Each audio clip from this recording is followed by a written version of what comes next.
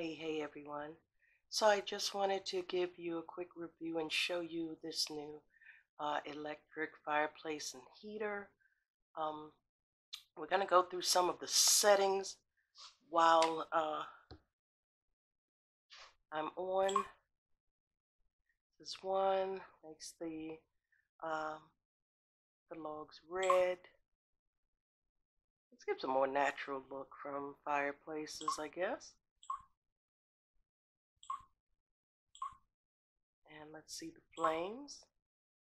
This is a different one. I hope that this video comes out really well. If not, I'll do another one. Blue flames. This is 1. This is 2.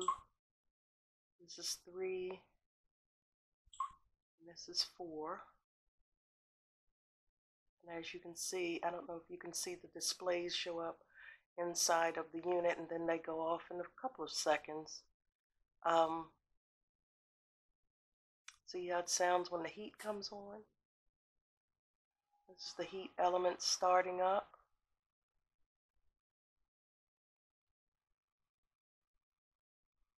I really do like this unit, so for the time being, and I like the fact that, I don't know if you can see it in this particular video, but the heating element is at the top and not the bottom.